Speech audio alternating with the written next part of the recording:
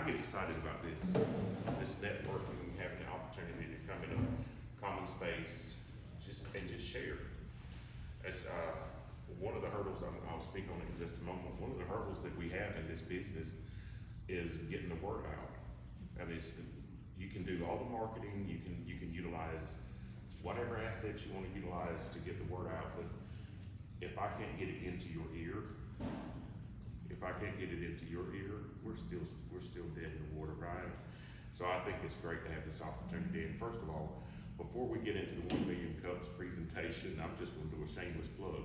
Every one of you are invited to be here tomorrow afternoon.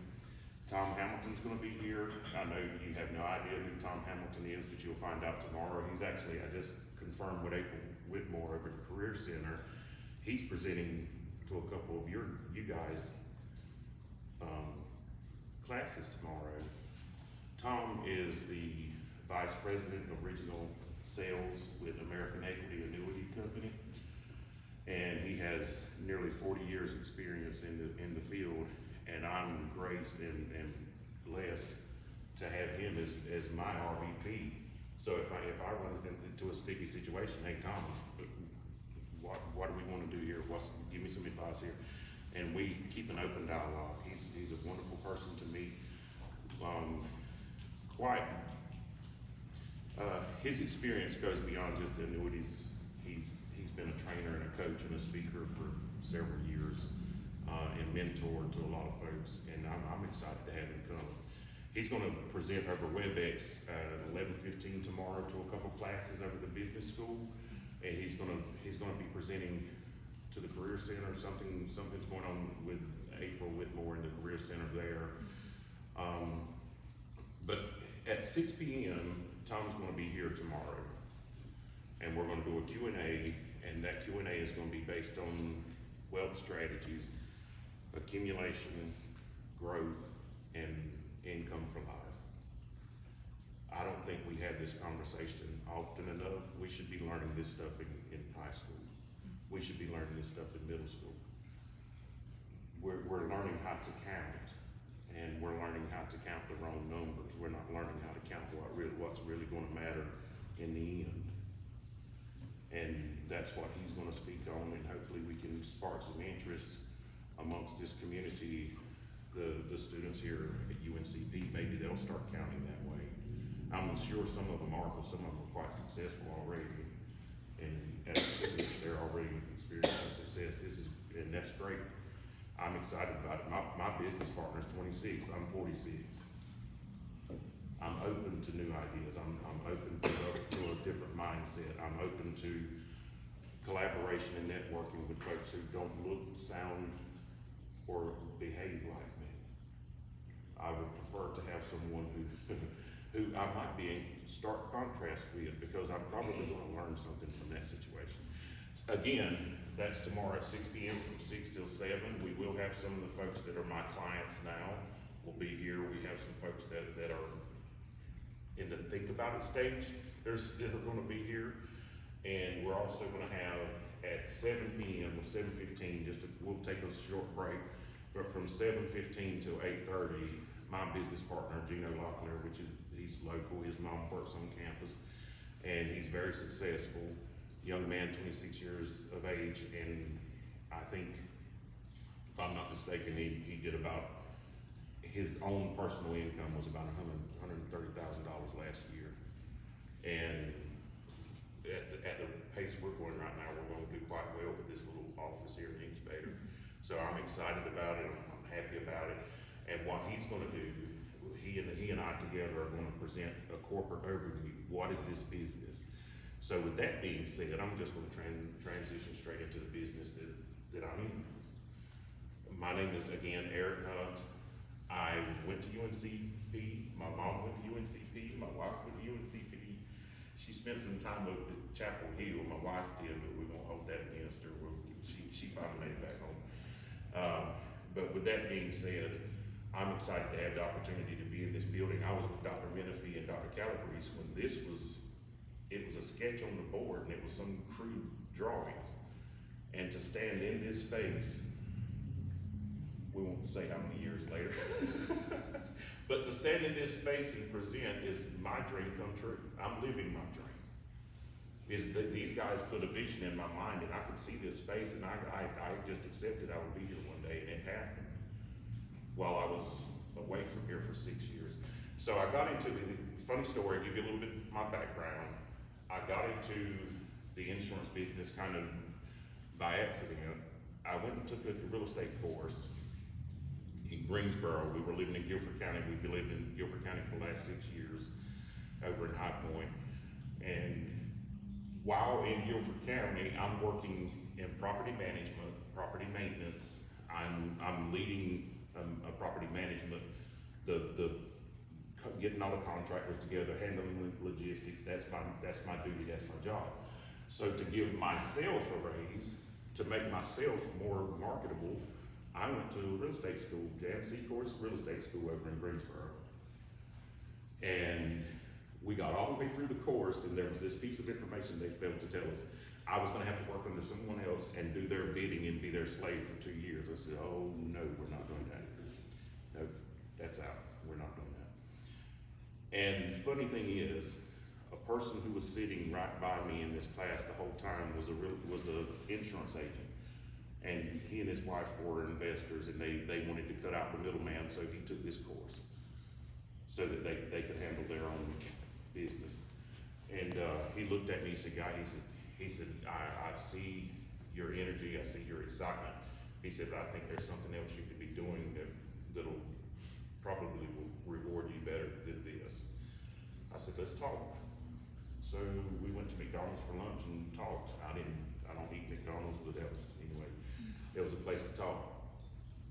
So a few months later, I made the decision. I said, okay, I think this is for me. I'm gonna do this. I saw what was coming. I saw the markets were behaving erratically. I didn't like what I was seeing, and I said, I need to make a plan B. And the plan B was to get my insurance license. So I pursued the insurance license, took the test over in Winston-Salem, and the first client I sat with, I made all my investment back right there. First client. So I've been in profit since I started. Great decision, wonderful decision. With that being said, fast forward to now. Now, 3 months, let me back up just for a second. 4 months after getting my license, my clients were from right around the golf course at Pinehurst on up into Winston-Salem and down to Wilmington, and I was driving everywhere. COVID comes around and I have to make a change, I have to make a decision. We're not driving to your grandmother's house or your grandmother's house or any other house for that matter to possibly get someone sick, cause harm to someone. We're not doing that. So what we do now is with this and a laptop and a cell phone, I work from anywhere. I've actually done business sitting in that truck right there in that same parking spot, right there. I've helped clients right there in that truck. And I think that's freedom. To me, that's liberating. I've actually helped clients while sitting on a boat down in Shalom. Now, you want to talk about freedom? That's freedom. So with that being said, again, I'm in the insurance business. I started out with a company, first of all, I started out with this one company, and it was all geared towards knee-to-knee, table, face-to-face sales. I said, I can't do this. In the back of my mind, I knew I could not do this for one reason. I just don't like the idea of the liability. Then I found out about Symmetry Financial Group. This is the IMO that I work with. They're up in our corporate office is in Swananoa, North Carolina, and right outside of Asheville. And Symmetry, last year at the same time I was saying I cannot do this, Symmetry literally asked their agents, stop going to people's houses right now. Just stop. Redo your schedules, and we're going to teach you how to do this business virtually. We're going to use this technology to your benefit. It actually does something better than check your Facebook feed, right? You can actually check something else on here. You can actually conduct business with these tools, right? So that's what we did. We taught ourselves, we adapted to the climate, and we taught ourselves how to utilize these tools to do business. And now I sit in this office, and I I talk to anywhere from 15 to 20 clients a week, and I'm doing pretty good numbers just sitting right here, and that's how I can afford to drive F-250, because I buy 1 tank of gas a week, if that. At one time, I was buying 5 tanks of gas to do the same amount of business. So my overhead was high and my income was low. Now we flipped that. My overhead's low, my income's high. And long story short, here's where we are with this. I am in this insurance business to make money. It's for profit. I decided I wanted to build an agency, and we're actually, tomorrow night that's when we're starting that. The problem that we have is convincing people, without showing them my bank statement, that I can use these 2 tools, just these. I don't actually have to have the laptop. I can just use these. And I can earn a very nice income, and not only earn an income, but I can build a business that my family can inherit in the event that I pass. That's important. That's called a legacy. I want to build that. And that's what we're working on right now, is building a legacy for my family. And I caught that bug from Dr. Menifee. He's the one that dropped that into me. If you're gonna do something, do it for profit and do it for a reason. Know why you're doing it. Know your own why. And it took me a while to form that why. But at this point, here's the trouble that we're facing now, and I wanna see if we can get some feedback on this. I'm using language like annuities, accumulation, growth, guaranteed income for life, and we're in the middle of the most skeptical community on the planet. No one believes that any of this stuff is true.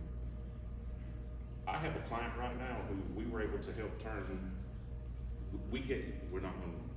we increased her investment by 7% on day 1. 7%. We don't talk about how much it was. It was a significant number. That 7% is a pretty good number. And she still, to this day, that was 4 months ago. She still, to this day, does not believe that her money has actually grown 7% on day 1. And we have clients in this community right now. Some have come on board because they saw what happened last March, and they don't want to experience that again. They want to get away from that. The volatility in the markets and the exposure to risk, they want to get away from that. The questions I have for you guys, if any suggestions, how can we get beyond, I need to think about it? Well, you've been thinking about it for 30 years, and the market's taken quite a bit of your money several times with that 401k account. How do we get you out of that? You need to think about that. Let's think about it. Let's talk about that pain that you experienced when you lost $100,000 in your 401k in 1 year. Let's talk about my pain when my wife and I lost $34,000 last March. $34,000 in 1 month. So guys, this is really what I'm doing here. Anyone have any suggestions? And this is always going to be the nemesis of anybody who's in business like this. Cars, shoes, houses, let me think about it. Unless you're in a bubble market like we're in right now and you start a bidding war. But any real market is going to be, let me think about it. We need to talk about it. We need to think about it. So give me some feedback from you guys. How could you approach that? When you hear that, what's going through your mind?